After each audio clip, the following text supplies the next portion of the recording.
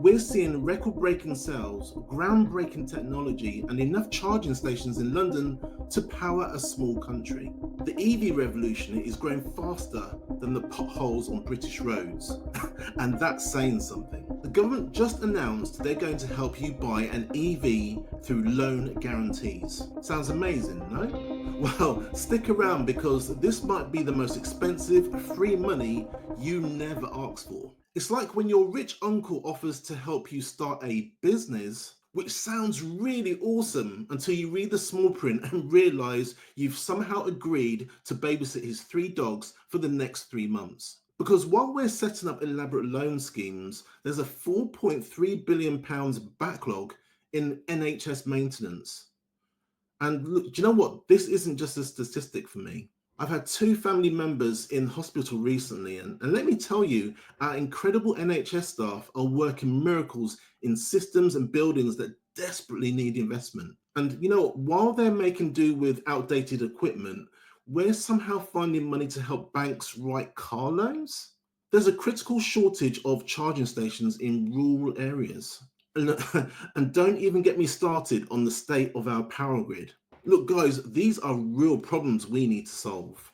But before we dive headfirst into why this loan scheme might be the wrong solution at the wrong time, let me be crystal clear. It's about making sure that we're investing in the right things to make the EV transition work for everyone. So let's look at the incredible progress we're already making without government loans. You see, in 2024, we saw almost 400,000 EVs hit the UK roads. That's a massive 21.4% jump from 2023.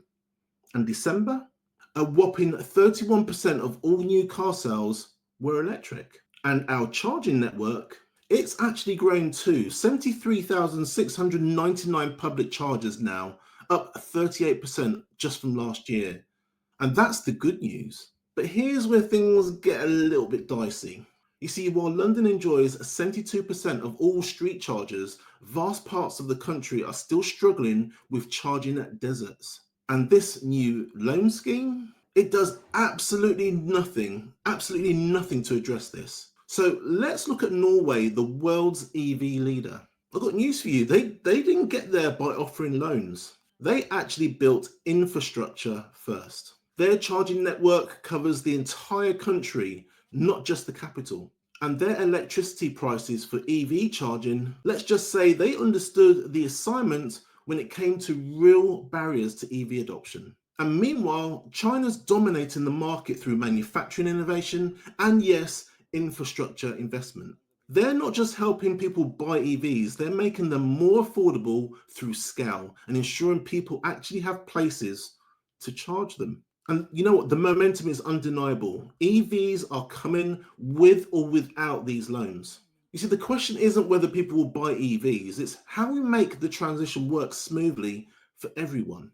And that's where this policy really takes a wrong turn. So have a look at exactly how this program works. Instead of the previous £1,500 direct grants, the government's now going to guarantee your EV loans.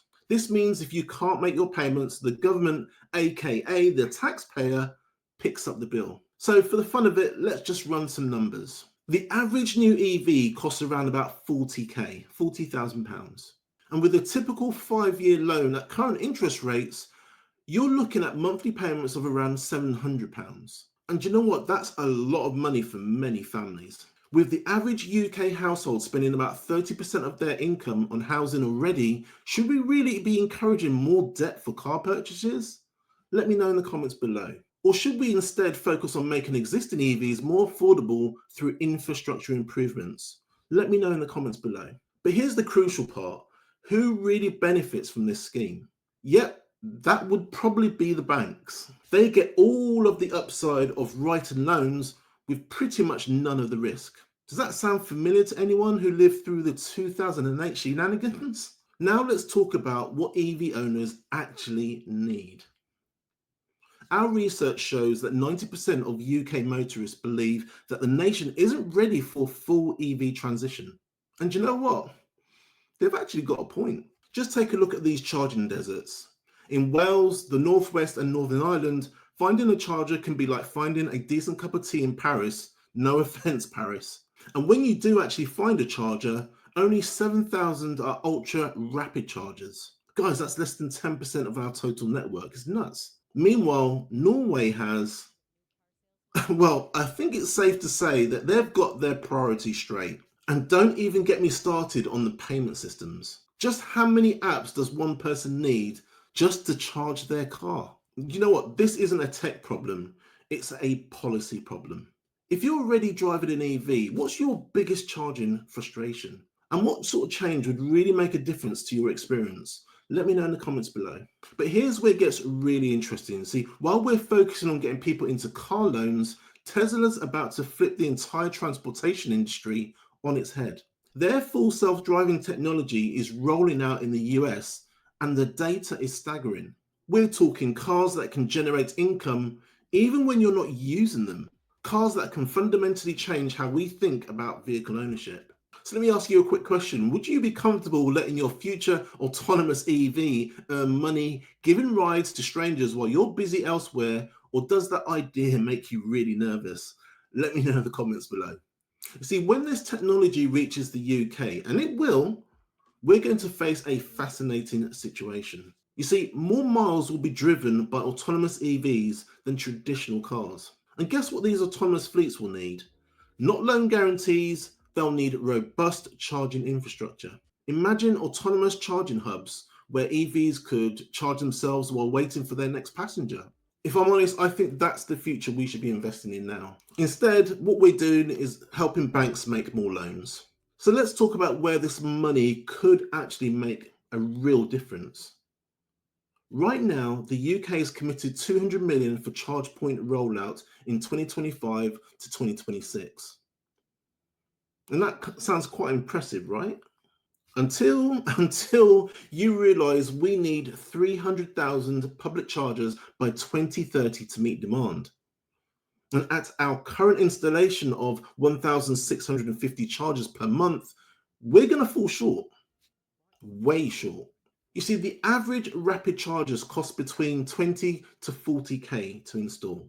Now you do the math on how many you could install with the money being used to guarantee these loans. And what would be your personal tipping point for switching to an EV?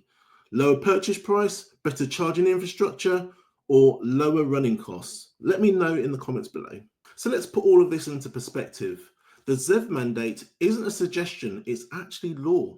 22% of all car sales must be electric this year, jumping to 28% towards the end of 2025. By 2030, we're looking at about 80%. And you know what? The industry is already responding. We've got over 40 new EV models hitting UK roads in the next 18 months. The cars are coming with or without loans. So if the transition is inevitable, what should we actually be doing with public money? You see, for the cost of backing these loans, we could install 5,000 new rapid chargers, fund free home charging installation for 100,000 homes, upgrade grid infrastructure in 50 key locations, and create 200 high power charging hubs. And here's the really beautiful part. These infrastructure investments create long-term jobs, boost local economies, and build assets that benefit everyone, not just EV buyers. Just look at the countries that are getting this right. Norway, 82% EV market share through infrastructure investment.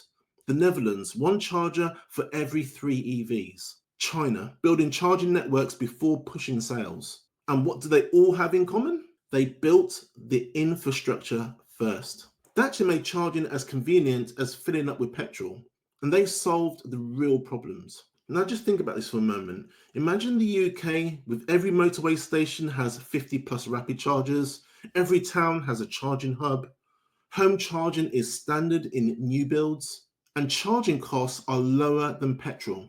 And the grid is ready for mass adoption. Do you know what? That's not just a nice dream, it's what we absolutely need for this transition to work. And I truly believe that's where we should all be investing in. Now look, I love EVs.